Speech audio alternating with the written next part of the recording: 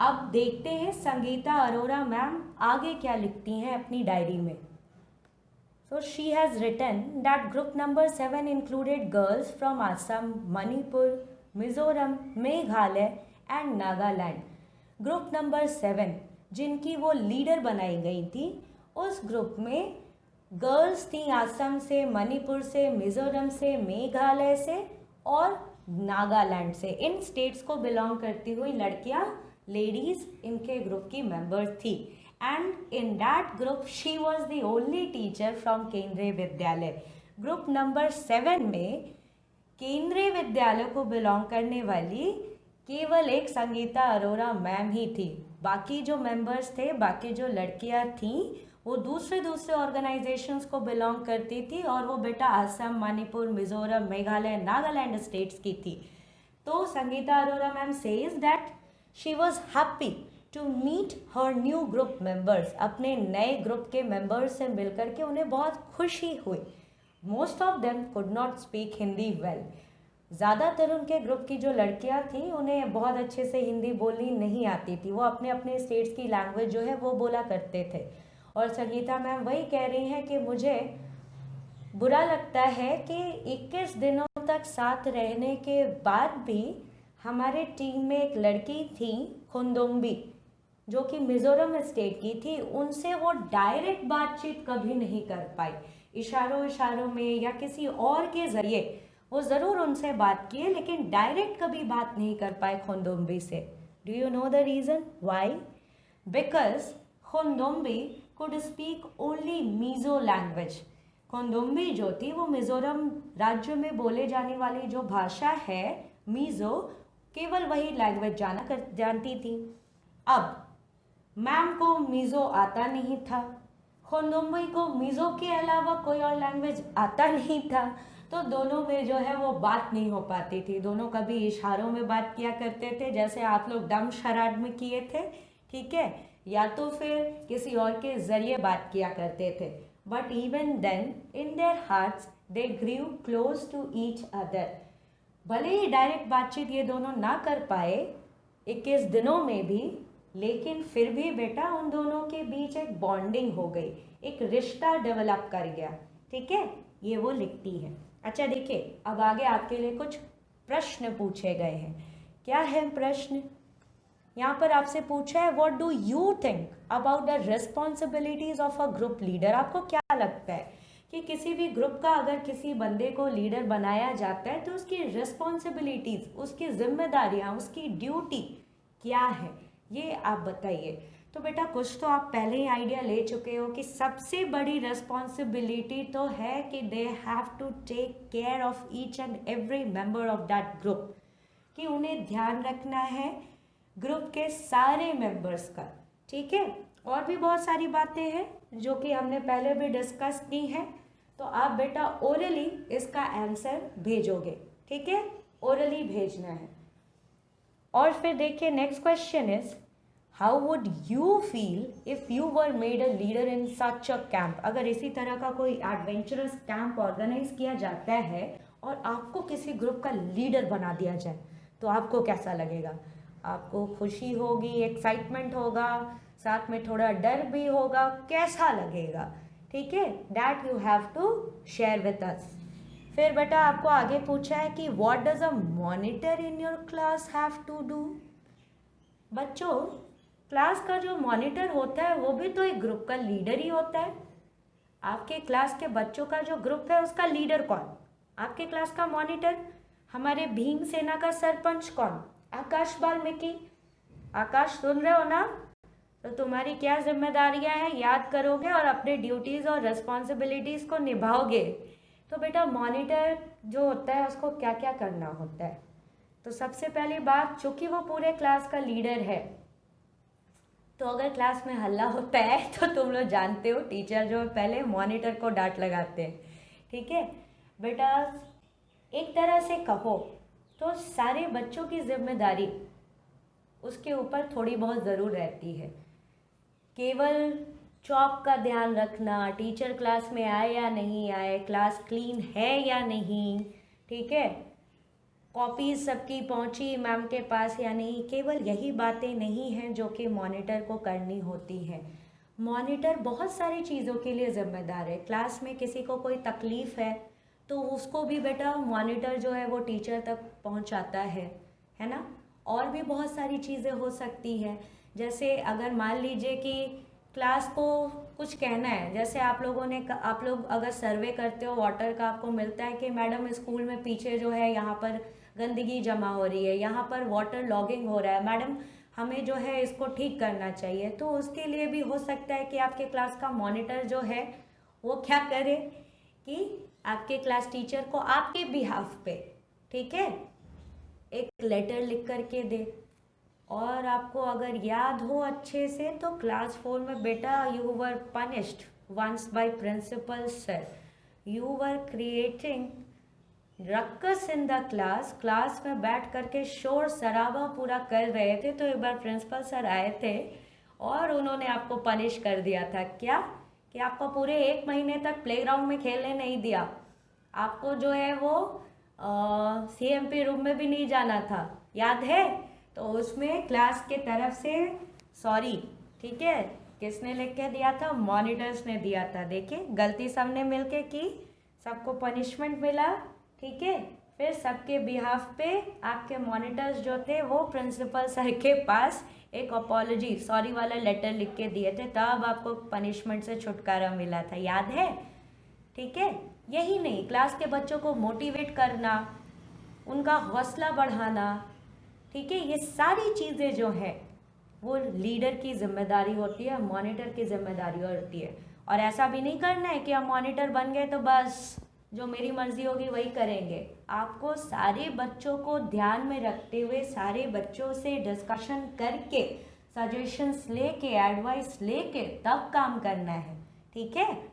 Okay, फिर बेटा आपसे पूछा है would you like to be the class monitor, why. ये वाला आंसर आप करोगे ओरली। तो बेटा आपको फर्स्ट वाला क्वेश्चन, सेकंड वाला क्वेश्चन, फोर्थ वाला क्वेश्चन ओरली आंसर करना है, ठीक।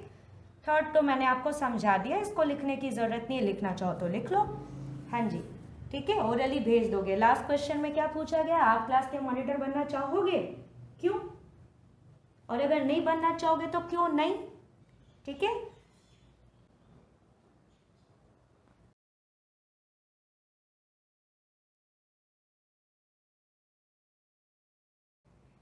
आगे ma'am is saying that they got vitamin C, iron tablets and hot chocolate milk with their breakfast. उन्हें सुबह सुबह ब्रेकफास्ट में, नाश्ते में क्या मिलता था, तो विटामिन सी टैबलेट्स खाने के लिए मिलते थे, आयरन टैबलेट्स खाना होता था, और उसके साथ साथ यमी हॉट चॉकलेट मिल्क भी मिलता था। क्यों इस तरह का ब्रेकफास्ट, क्यों? Because these items give them strength and also helped in keeping them warm in that bitter cold. इन सारी चीज़ों से बेटा माउंटेनियरिंग के लिए स्ट्रेंथ मिलता था।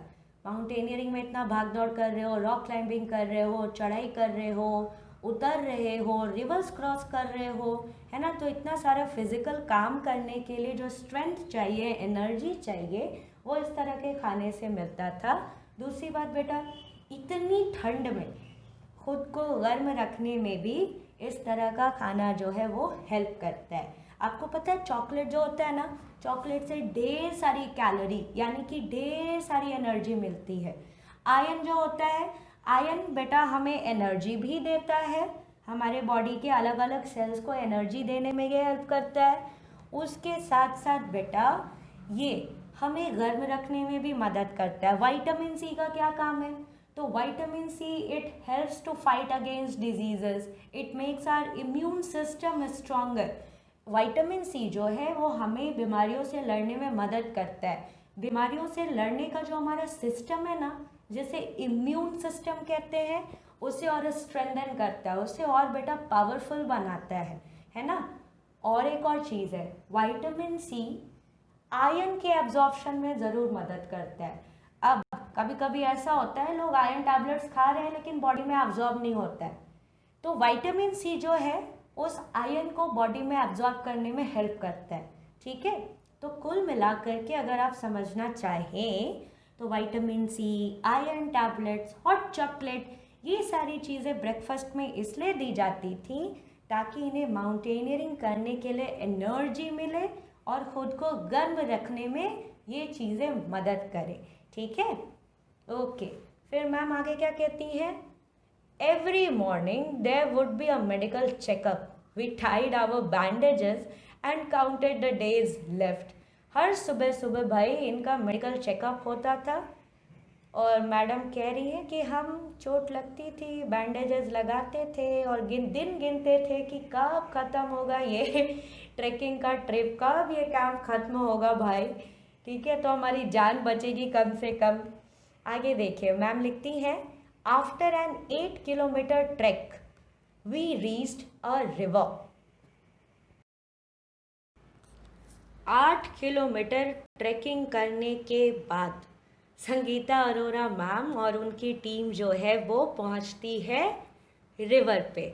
ठीक है, अब इस रिवर को देख के ही मुझे लग रहा है डर। मैम को भी कुछ ऐसा ही फील हो रहा था। व्हाट मैम सॉ, मैम ने क्या देखा कि रिवर के दोनों तरफ, ठीक है, from this bank to that bank, इस साइड से उस साइड, इस किनारे से उस किनारे तक a thick rope was tied, एक मोटी सी रस्सी बंधी हुई थी। अब ये रस्सी कैसे बंधी हुई थी? तो बेटा the rope was tightly fix to pegs और पिटॉन्स। पेग्स और पिटन्स की मदद से रोप को नदी के इस पार से उस पार तक लगाया गया था। अब ये पेग्स और पिटॉन्स क्या होते हैं? बेटा आप लोगों ने अपने घर में हुक, खूंटी देखी होगी, कभी कपड़े टांगने के लिए, ठीक है, हमारे घर में इस्तेमाल होता है, चीज़ों को टांगने के लिए इस्तेमाल होता है। तो माउंटेनियरिंग में भी इस तरह के, ठीक है, पेग्स या पिटॉन्स, जो भी आप इसको कहें, यूज़ होते हैं। आपने लक्ष्य मूवी वाला अगर पोर्शन देखा था जो मैंने आपको अलग से भेजा था, आप उसमें भी देखोगे कि कैसे ऋतिक रोशन जो है वो जगह जगह पर हैमर से इन पेग्स को लगाता है, उसके बाद यहाँ पर रस्सी टांग करके वो क्लाइंब करता है। नहीं देखे हो तो जाके फिर से देख लो, ठीक है, ढूंढो, व्हाट्सएप ग्रुप में मैंने भेजा है और देखो कैसे वो हैमर करता है इन पेग्स को माउंटेन्स में, रॉक्स पे, और फिर रस्सी बांध करके उस पर चढ़ाई करता है। तो बेटा इसी तरह की खूंटी का इस्तेमाल करके रिवर के एक साइड से दूसरे साइड तक रोप को बांधा गया था। ये देखिए एक पिक्चर मैं आपको दिखा रही हूँ, यहाँ पे देखिए कैसे ये पिटॉन को या पेग को, ये देखिए माउंटेन के अंदर डाला गया है। मैं आपको ये वीडियो भी दिखाना चाहती हूँ, अगर आप लक्ष्य वाला पोर्शन ना भी देखे हो तो यहाँ देख सकते हो कि कैसे पिटॉन्स को बेटा रॉक्स के बीच में डाला जाता है, ठोका जाता है, ताकि उसे रोप टाई किया जा सके।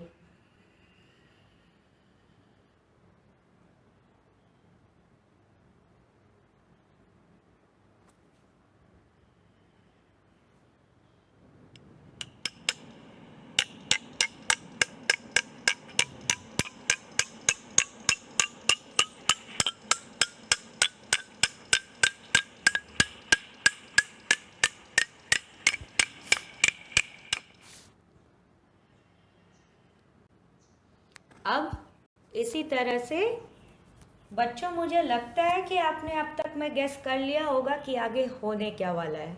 आपने बिल्कुल सही गेस किया है।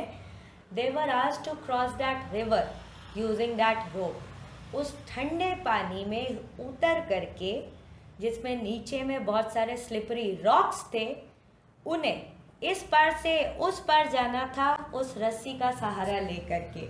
ठीक है, तो Sangeeta madam started feeling very nervous. Sangeeta madam तो घबराने लग गई। She started thinking what would happen if the rope came out. अरे भाई अगर रास्ते में बीच में मुझसे रस्सी छूट गई तो, अगर रस्सी टूट गई तो क्या होगा? तो वो ये सब सोच करके डर गई, थोड़ा सा घबराने लग गई। She started estimating how wide the river was. और वो एस्टिमेट करने लग गई, अंदाज़ा लगाने लग गई देख करके कि ये नदी कितनी चौड़ी है। ठीक है, ओके, देखिए आगे ये क्या लिखती हैं। that our instructor tied a rope around his waist and put a sling in it. इनके जो इंस्ट्रक्टर थे, इंस्ट्रक्टर कौन होते हैं भाई? जो आपको इंस्ट्रक्ट करते हैं, गाइड करते हैं, ठीक है, कि आपको ये स्पोर्ट करना है तो कैसे करना है, क्या सेफ्टी लेनी है, उन्हीं को बेटा इंस्ट्रक्टर कहते हैं. तो इनके जो गाइड थे, इंस्ट्रक्टर थे, उन्होंने क्या किया? He tied a rope around his waist. अपने कमर के चारों ओर उन्होंने एक रस्सी बांधी. And then he put a sling in it. और उस रस्सी में उन्होंने एक स्लिंग डाला. This is how a sling looks. बेटा ये देखिए, ये एक स्लिंग है, इस तरह से होता है, ठीक है. ये देख रहे हैं, यहाँ पे देखिए स्लिंग को जो है, ये जो छोटा सा आप देख रहे हैं ना, ये मेटल वाला, दिस इज नोन एज काराबिनर. ठीक है, मैं आगे बताऊंगी आपको. ये काराबिनर है, इसका बहुत इस्तेमाल होता है माउंटेनियरिंग में. तो ये देखिए स्लिंग को कैसे बांधा गया है इस काराबिनर से. इस वाले पिक्चर में देखिए कैसे बेटा इस बंदे ने यहाँ पर अपने वेस्ट पर, अपने कमर पे इस रस्सी को बांधा है और उस पर देखिए इस स्लिंग को अटैच किया हुआ है. ये देखिए ये स्लिंग को अटैच किया हुआ है ना. तो मैम लोग के जो इंस्ट्रक्टर थे उन्होंने भी कुछ ऐसा ही किया. ठीक है, आइडिया के लिए एक कि उन्होंने किस तरह से रिवर क्रॉस किया होगा. I want you to see this video. मैं पहले ही बता दूं, ये संगीता अरोरा मैम वाला वीडियो नहीं है बेटा. ठीक है, ये मैंने यूट्यूब से कहीं से लाया है. ये बस एक आइडिया देने के लिए है कि कैसे उनको रिवर क्रॉस करना था. So have a watch here.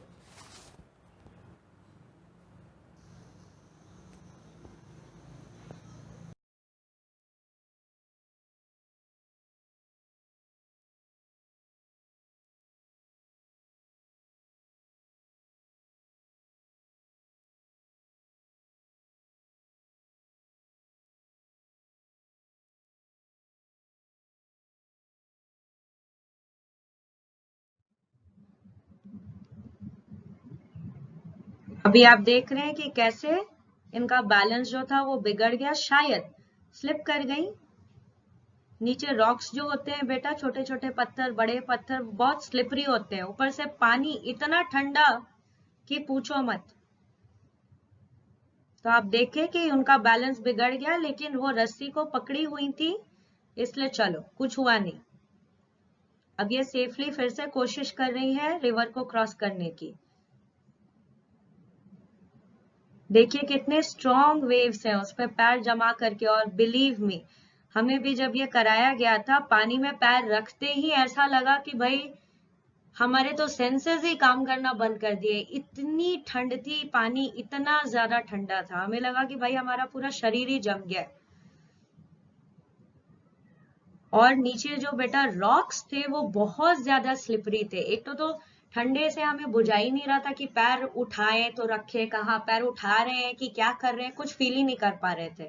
और रॉक्स इतने स्लिपरी थे कि अगर इधर उधर गलत तरीके से पैर रख दो तो स्लिप भी कर जाएंगे. और हमारे टीम में 2-3 बच्चे स्लिप भी कर गए थे.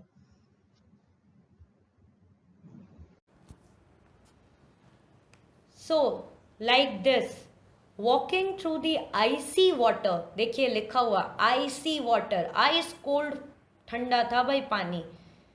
ही went to the other side. इनके जो इंस्ट्रक्टर थे बेटा, आराम से उस ठंडे पानी से गुजरते हुए नदी के इस तरफ से उस तरफ चले गए. सब कोई को पता तो चल गया था कि इन्हें करना क्या था. No one was ready to step into that fast flowing river. कोई तैयार नहीं था कि उस तेज धारे वाली नदी में जाए और ठंडी से जकड़ जाए और रिवर को क्रॉस करने की जरूरत तक करे. Everyone was pushing each other to go first. सब कोई बोल रहा था, ए पहले तुम जाओ ना, अरे तुम तो बहुत ब्रेव हो, अरे तुम जाओ, अरे हम नहीं जाएंगे, अरे तुम लोग जाओ. ऐसा करके सब कोई कोशिश कर रहे थे कि कोई और पहले जाए, उन्हें ना भेजा जाए. तो संगीता मैम कहती, I stood last in the line hoping that no one would see me. ये ग्रुप लीडर थी, लेकिन ये क्या की, लास्ट में जा करके थोड़ा छुप करके लाइन में खड़ी हो गई. मना रही थी भगवान से कि कोई इन्हें देखे नहीं, ताकि इन्हें ये काम ना करना पड़े. Just then their instructor came near her with the sling and rope in his hands. तभी इनके जो इंस्ट्रक्टर थे इनके पास आ गए हाथ में रोप और स्लिंग को ले करके, और मैम बोली कि अब मुझे पता था देयर वॉज नो एस्केप, अब वो बच नहीं सकते थे, इंस्ट्रक्टर बोलेंगे जाओ Sangeeta. I was ready but did not have the courage. हम जाने के लिए तैयार तो हो गए लेकिन जाने की हिम्मत ही नहीं जुटा पा रहे थे। Sir could guess my fears. तो सर मैम के जो इंस्ट्रक्टर थे वो मैम का चेहरा देख करके समझ गए कि हाँ मैम डर रही हैं, मैम नर्वस हो रही हैं, तो उनको मोटिवेट करने के लिए, उनकी हौसला अफजाई के लिए वो कहते हैं 3 cheers for Sangeeta madam. And before she knew it, someone had gently pushed her into the water. इतना बोल करके hip hip hurray Sangeeta ma'am brave, Sangeeta ma'am brave, 3 cheers for Sangeeta ma'am, इतना बोल करके इनको पता भी नहीं चला, बिना वार्निंग के इनको पुश कर दिया गया धीरे से उस ठंडे पानी में। मैं बताऊं हमारे साथ भी एग्जैक्टली यही किया गया था। हम लोग चुपचाप खड़े थे, नहीं जाना चाहते थे, और हमें ऐसे ही अचानक से धीरे से जेंटली पुश करके पानी में डाल दिया गया था। ठीक है। और मैम कहती हैं कि पानी इतना ठंडा था कि मुझे ऐसा लगा कि मेरे पैर जो है भाई वो जम से गए हैं। I started shivering. बेटा ठंड लगती है तो हम लोग शिवर करना शुरू करते हैं ना, कपकपाने लग जाते हैं। And my teeth were chattering. ठंड लगती है तो हम लोग इसी तरह से दांत किटकिटाते हैं, चैटर करते हैं। तो ठंड की वजह से ये भी चैटरिंग करना शुरू कर दिए। ठीक है। आई cot hold of the rope and started putting my feet firmly on the river bed. Ma'am कहती हैं कि मैंने रस्सी पकड़ी, ठीक है, और मैंने फर्मली मतलब स्ट्रांगली अच्छे से अपने पैर जमाने शुरू कर दिए। मतलब अच्छे से मैंने अपने देख देख करके पैर को रखा on the river bed. River bed किसको कहते हैं बेटा? बेटा नदी में जो पानी रहता है, पानी के नीचे क्या रहता है? पानी के नीचे भी तो बेटा ज़मीन ही है ना? उसी को रिवर बेड कहते हैं। तो वो देख देख करके अच्छे से फर्मली अपने पैर को रिवर बेड पे रखते गए और आगे बढ़ते गए। As I walk further in, जैसे जैसे वो थोड़ा और आगे बढ़ते गई, the river became deeper and deeper. पानी नदी जो है उतना ही ज़्यादा डीप होता गया। And slowly the water reached up to her neck. और एक टाइम पे तो बेटा पानी इतना गहरा हो गया कि उनके गर्दन तक लगभग पानी पहुंच गया था। In the middle of the river I lost my balance and started slipping. जैसे अभी आपने थोड़ी देर पहले वीडियो में देखा था, उसी तरह से नदी के बीचों बीच ma'am lost her balance and she started slipping. I was so scared. Ma'am कहती है मैं इतना ज़्यादा स्केर्ड हो गई, मैं इतना ज़्यादा डर गई, and felt so cold that the rope slipped from my hands. मैं इतना डर गई कि अरे अब तो मेरे हाथ से रस्सी छूट गई, अब क्या होगा? मैं क्या बह जाऊंगी? मैं बच पाऊंगी कि नहीं बच पाऊंगी? कहीं चोट ना लग जाए, कहीं कुछ हो ना जाए। I started shouting for help, और मैं मदद के लिए चिल्लाने लग गई। She says that she was sure that she would be carried away by the river. जैसे ही उनका बैलेंस बिगड़ा, वो तो बिल्कुल यही मानने लग गए कि अब तो मैं नदी में बह जाऊंगी। But no, I found that I was tied with the rope to the sling. लेकिन नहीं, ऐसा नहीं हुआ, क्योंकि रस्सी से मैं बंधी हुई थी, इसलिए मैं बही नहीं। ठीक है बेटा, सेफ्टी के लिए इसीलिए रिवर को क्रॉस किया जाता है, तो इस तरह से रस्सी से बांध लिया जाता है ना। Hold a rope, hold a rope, I could hear the shouts. तो जैसे इनका बैलेंस बिगड़ा तो सभी उनको चिल्ला करके बोल रहे थे कि मैडम घबराइए नहीं, रोप को पकड़िए, रस्सी को पकड़िए। I somehow manage to get hold of the rope and pull myself forward. Forward मतलब आगे। तो फिर किसी तरह से मैम ने रस्सी पकड़ी और फिर वो आगे की तरफ बढ़ना शुरू की। Slowly with some courage I reach the river bank. फिर धीरे धीरे हिम्मत जुटाते हुए आगे बढ़ते हुए वो नदी की दूसरी तरफ पहुंच ही गई। और बेटा जब कोई मुश्किल काम को करो ना, तो एक अजीब सी अलग सी खुशी होती है। That special happiness was felt by Sangeeta ma'am as she came out of the water. ठीक है। Now, standing on the bank, she was calling out to the others to hold the rope tightly. अब ये नदी के उस तरफ खड़े होकर के बाकियों को मोटिवेट कर रही थी, बाकी लड़कियों को। ओके, कोई बात नहीं, घबराओ नहीं, चलो टाइटली रोप को पकड़ो, धीरे धीरे पैर को जमाते हुए आगे बढ़ो। इस तरह से वो मोटिवेट कर रही थी, ठीक है। I knew that this confidence was a result of facing a challenge with करेज। और ये कह रही है कि ये कॉन्फिडेंस, ठीक है, अब उनके अंदर कोई घबराहट नहीं थी। अब जो कॉन्फिडेंस उनमें दिख रहा था वो किस चीज़ का नतीजा था? किसी चैलेंज को हिम्मत के साथ, साहस के साथ फेस करने की वजह से उनमें ये कॉन्फिडेंस था। Now here is a question, आप पहले समझ लो, उसके बाद आप कॉपी में ज़रूर लिख लेना, ठीक है। वीडियो पॉज करके, बैक करके और बेटा लिख लेना। क्वेश्चन है, what kinds of tools are needed for climbing mountains.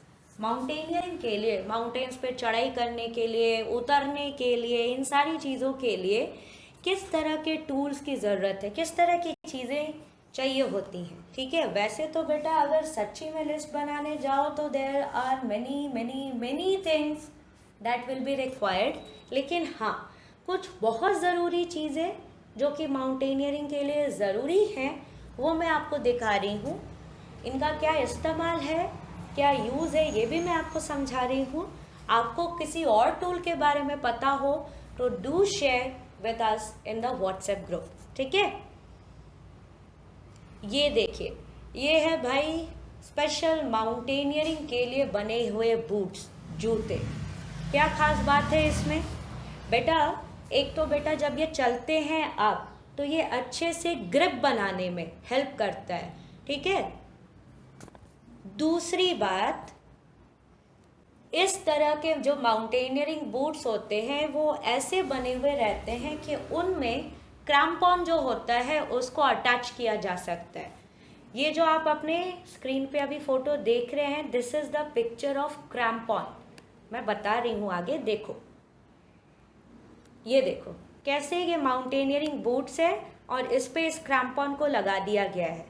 जब ज़रूरत पड़ेगी तब ऐसा हम लोग कर सकते हैं माउंटेनियरिंग बूट्स में। अब बात ये होती है कि क्रैम्पॉन की ज़रूरत कब पड़ेगी, क्रैम्पॉन का क्या काम है।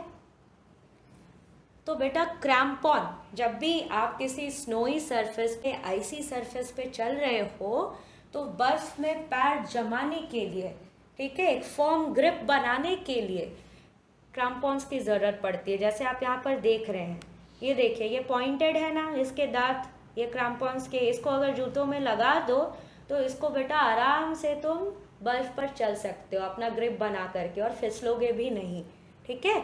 तो आप ये दो चीज़ तो लिख ही लो अपने कॉपी में, माउंटेनियरिंग बूट्स, दूसरा बेटा क्रैम्पॉन।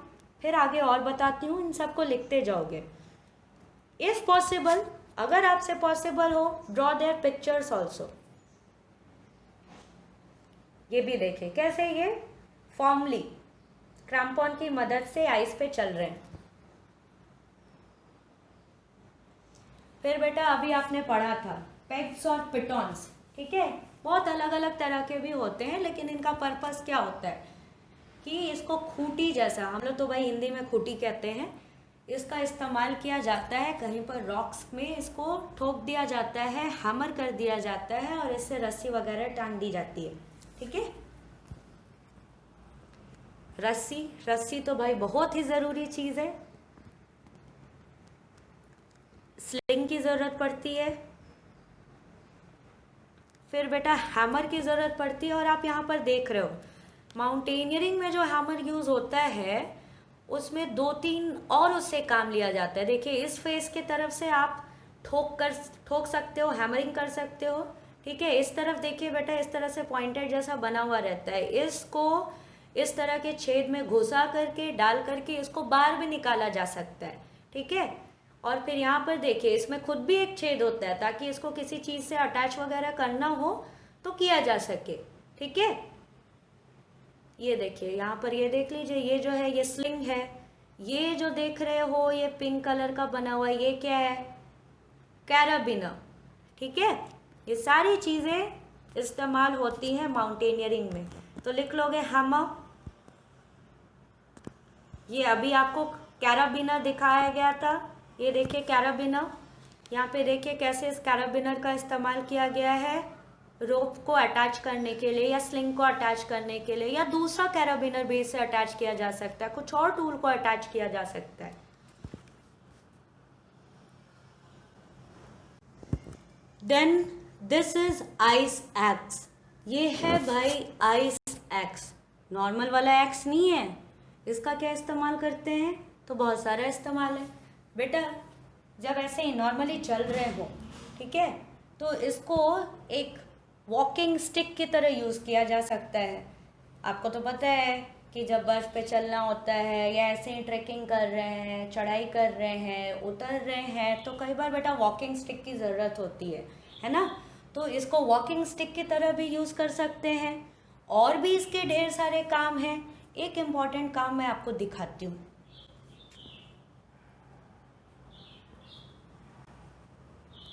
जैसा कि आप इस वीडियो में देख पा रहे हो, Arrest! अगर आप स्लिप कर जाओ, गिरने लग जाओ नीचे की तरफ, तो बेटा इस आइस एक्स का Arrest! पॉइंटेड वाला साइड होता है, पॉइंटेड वाला पॉइंट एज होता है, उसको बर्फ पे कोशिश की जाती है कि स्ट्राइक करके गाड़ दिया जाए और आप उसको पकड़ करके रुक जाओ। फिर बेटा जिसका इस्तेमाल मैं बहुत ज़्यादा करती थी, डैट आर वॉकिंग पोल्स। ठीक है, चलने के लिए सपोर्ट की जो ज़रूरत होती है, जैसा कि आप अभी पिक्चर में देख रहे हो, तो वॉकिंग पोल्स का सपोर्ट लेकर के बेटा चढ़ा जा सकता है, उतरा जा सकता है। फिर ये है पुली। बेटा आपने क्लास 4 में भी पुली पढ़ा होगा, आपने वेल्स पर, कुओं पर भी देखा होगा, कुओं के ऊपर में बेटा पुली लगा हुआ रहता है। पुली का काम क्या होता है, it helps in pulling the things in an easier वे। ठीक है, ये चीज़ों को आसानी से पुल करने में, खींचने में मदद करता है। तो पुली का बहुत इस्तेमाल होता है माउंटेनियरिंग पे। Next is harness. ये बेटा जो आप ये स्ट्रैप वाला चीज़ देख रहे हो, इस तरह से बेल्ट वगैरह लगा हुआ, इसको कहते हैं हार्नेस। ठीक है, this portion is tied around the waist. कमर के में इसे यहाँ पर बांधा जाता है। And this portion is for legs. और ये बेटा इसके अंदर आप पैरों को डालते हैं, जैसा कि आप यहाँ पर पिक्चर में देख रहे हैं, ये बच्चे बांधे हुए हैं। और इसी हार्नेस से, ठीक है, रोप को अटैच कर, कैराबिनर को अटैच कर, स्लिंग को अटैच कर, बेटा माउंटेनियरिंग में हम लोग चढ़ते हैं या उतरते हैं, या रिवर को क्रॉस करते हैं, या रॉक क्लाइंबिंग करते हैं, रैपलिंग करते हैं, बहुत सारी चीज़ें हैं उसमें इसका इस्तेमाल ऐसे किया जाता है। ठीक है, so harness is also a very essential tool for mountaineering. फिर आपसे पूछा है कि have you seen a hook and rope being used for anything else than mountaineering? If yes, then where? ठीक है भाई, हम लोग माउंटेनियरिंग का चैप्टर पढ़ रहे हैं, तो यहाँ पर देखें कि किस तरह से रोप का यूज़, पेग्स का, पिटॉन्स का, हुक्स का, पुलिस का इस्तेमाल किया जा रहा है माउंटेनियरिंग में। लेकिन क्या इन चीज़ों का इस्तेमाल केवल माउंटेनियरिंग में है? गौर करो तो, थोड़ा याद करो तो ज़रा। आपने ज़रूर, और कहीं नहीं तो मूवी में, सीरियल में ज़रूर देखा होगा इन चीज़ों का इस्तेमाल होते हुए किसी और काम में। जैसे कि आप अभी यहाँ पर देख रहे हो बेटा, कभी कभी गाड़ियाँ जब फंस जाती हैं, तो in order to pull vehicles, rope, pulleys and hooks are used. फिर इस तरह से जो बेटा क्रेन होता है, क्रेन में भी आप देखते हो कि भारी चीज़ों को उठाया जाता है ना। तो उन चीज़ों को लिफ्ट करने के लिए भी, in order to lift objects, pulleys, pegs, pitons, ropes are used. फिर यहाँ पर आप, हो सकता है कभी मूवी वगैरह में या असली में भी देखे होंगे कि कैसे हेलीकॉप्टर से चीज़ों को ड्रॉप करने के लिए, चीज़ों को उठाने के लिए, कहीं पर लोग अगर फंस गए हों तो उन्हें सेफली रेस्क्यू करने के लिए, बचाने के लिए, ठीक है, रस्सियों का इस्तेमाल किया जाता है। आप बहुत सारे एडवेंचर वाले सीरियल्स में भी देखते होंगे कि कैसे कमांडोज हैं, पैरा कमांडोज हैं, ठीक है, वो उतरते हैं हेलीकॉप्टर से इसी तरह से रस्सियों का सहारा लेकर के। फिर हम लोग घर में बेटा और कुछ नहीं तो सब्जी टांगने के लिए, बास्केट टांगने के लिए, इस तरह से चीज़ों को टांगने के लिए, गमले को टांगने के लिए हम लोग इस्तेमाल करते हैं, है ना। तो इस क्वेश्चन को भी अपने कॉपी में लिखोगे, वीडियो को पॉज कर करके इन सारे पॉइंट्स को लिखते जाओगे। जैसे यहाँ पे लिखा है for hanging things at home, इसको लिखोगे, ठीक है। In order to lift objects, people, things, in cranes for lifting objects. फिर ये क्वेश्चन है, आपसे पूछा गया what else can we use if we want to cross a river in the mountains. भाई माउंटेन्स में जो रिवर्स होती हैं उस तरह की रिवर्स को अगर क्रॉस करना है तो और किस चीज़ का इस्तेमाल किया जा सकता है। इस तरह से भाई डर डर करके, जान जोखिम में डाल करके जो हमें लगता है कि रस्सी की मदद से क्रॉस कर रहे हैं, इसके अलावा और कौन सा तरीका है रिवर्स को क्रॉस करने का। बहुत सारे तरीके हैं, जो मुझे सूझा है कुछ तरीकों को मैं बता रही हूँ आपको, और भी जो जो पता हो आप बताएंगे, लिखेंगे, ठीक है। देखिए, तो माउंटेन्स के रिवर को क्रॉस करने के लिए इस तरह से बेटा कैनो, ये छोटा सा स्मॉल बोट होता है, एक आदमी दो आदमी के बैठने के लिए, इसको कैनो कहते हैं या कयाक भी कहते हैं।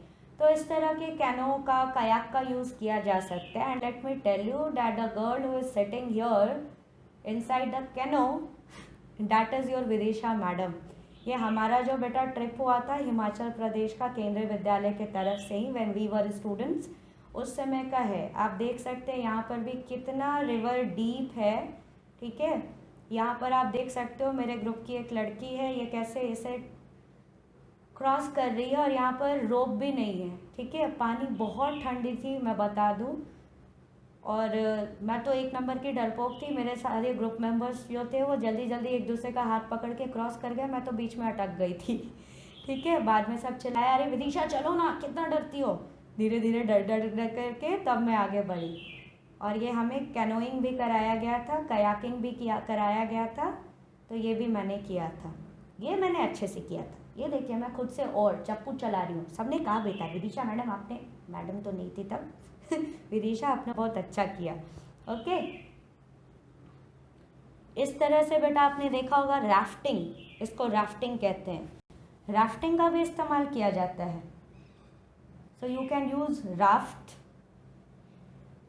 ये देखिए बेटा, ये स्कूल के बच्चे हैं, रिवर को क्रॉस करके जा रहे हैं पढ़ाई करने के लिए। आप लोगों ने क्लास 4 में गोइंग टू स्कूल चैप्टर में ये सब पढ़ा होगा। जानते हो ये किस चीज़ में बैठे हुए हैं।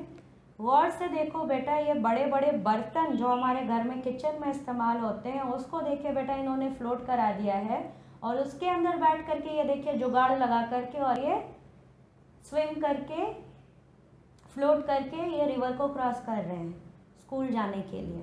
तो इस तरह से कुछ जुगाड़ भी लगाया जा सकता है। यहाँ पर देखिए ये जुगाड़ भी बहुत सारे लोग लगाते हैं बेटा, टायर के अंदर जो ट्यूब रहता है, ऐसा ही होता है ना, ये ट्यूब जो होता है it floats very well on the surface of water. तो यहाँ पे देखिए कैसे ट्यूब के ऊपर लोग जो है भाई फ्लोट कर रहे हैं। तो एयर फिल्ड ट्यूब्स का इस्तेमाल कर सकते हैं। फिर आपने सुना होगा, देखा होगा कि इस तरह से वुडन लॉग्स, लकड़ी के जो लट्ठे होते हैं, ठीक है, बड़े बड़े पेड़ के जो तने होते हैं, सिंगल ही डाल करके, या यहाँ पर तो आप देख रहे हैं कि कैसे 2-3 लट्ठों को जोड़ करके, 2-3 लॉग्स को जोड़ करके कैसे बेटा यहाँ पर इन्होंने एक नाव जैसा तैयार किया है, और इसी के ज़रिए ये इस रिवर को क्रॉस करने की कोशिश कर रहे हैं, ठीक है। लेकिन आप लोग कई जगह पढ़े भी होंगे कि एक छोटे से लकड़ी के लॉग के सहारे लोगों ने रिवर को क्रॉस किया, या कहीं पर लकड़ी का वुडन प्लैंक था, प्लैंक मतलब बेटा लकड़ी का टुकड़ा, ठीक है, बड़ा सा, उसके ऊपर बैठ करके या उसको पकड़ करके लोग रिवर को क्रॉस करते हैं। यहाँ पे देखिए यह बंदा कैसे लॉग के ऊपर खड़ा हो गया है और ये रिवर को क्रॉस कर रहा है। ये देखिए सिम्बा और ये डक, ये दोनों भी लॉग का यूज करके रिवर को क्रॉस कर रहे हैं। और ये है वुडन प्लैंक, ठीक है, लकड़ी का ऐसा टुकड़ा, इसके ऊपर भी बैठ करके या इसे पकड़ करके भी रिवर को क्रॉस किया जा सकता है। ये देखिए बेटा बैम्बू पोल्स, बांस का जो स्टेम होता है बांस के पेड़ का, उसका इस्तेमाल करके देखिए इन्होंने बोट बना लिया है और उसका यूज़ कर रहे हैं इस रिवर को क्रॉस करने के लिए। यहाँ पे देखिए अगर आपको भाई इस तरह से रिवर क्रॉस करना है तो आप ऐसे वॉकिंग पोल्स, वॉकिंग स्टिक्स का सहारा लेकर के या किसी डंडे का सहारा लेकर के आप रिवर को क्रॉस कर सकते हैं, ठीक है। तो यहाँ पे आप क्या लिख सकते हो, यूजिंग स्टिक्स और walking poles to cross the river.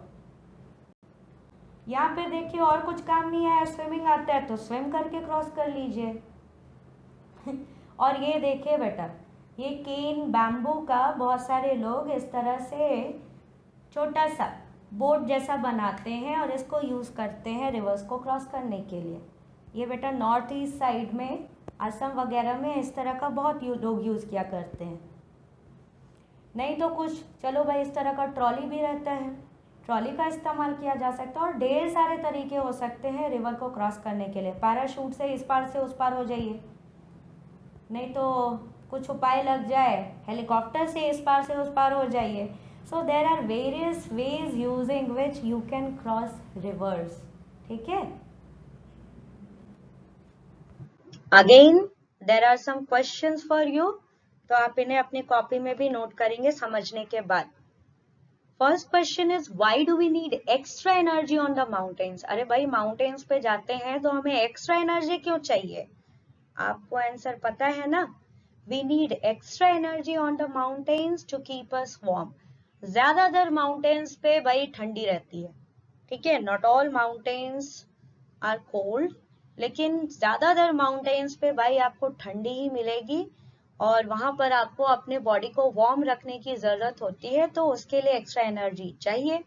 Ascending, ascending मतलब चढ़ना, तो आप जो लिखना चाहो, आपको जो आसान लगे आप वो लिखना। असेंडिंग और क्लाइंबिंग अप, ठीक है, माउंटेन्स पे चढ़ाई करने के लिए। और डिसेंडिंग यानी कि कमिंग डाउन, या फिर माउंटेन से उतरने के लिए, रॉक क्लाइंबिंग करने के लिए, रैपलिंग करने के लिए और ढेर सारा माउंटेन पे एडवेंचर करने के लिए we need a lot of energy.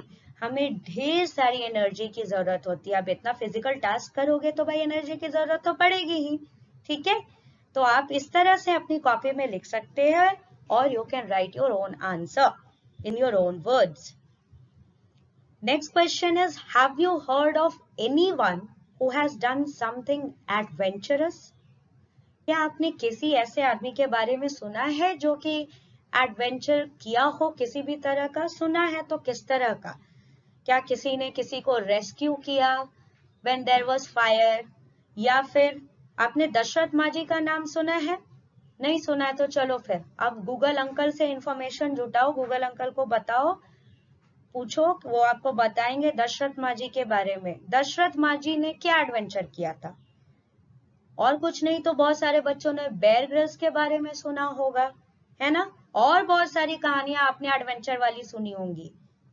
तो क्या आपने किसी भी इंसान के बारे में सुना है जिसने किसी भी तरह का एडवेंचरस टास्क किया हो? अगर सुना है तो डू शेयर विथ अस, ठीक है, ओरली बताना है आपको ये। थर्ड आपसे पूछा है have you ever done anything adventurous. क्या आपने खुद कभी कुछ एडवेंचरस टास्क किया है? If yes tell your class. अगर हाँ तो बताइए, ठीक है।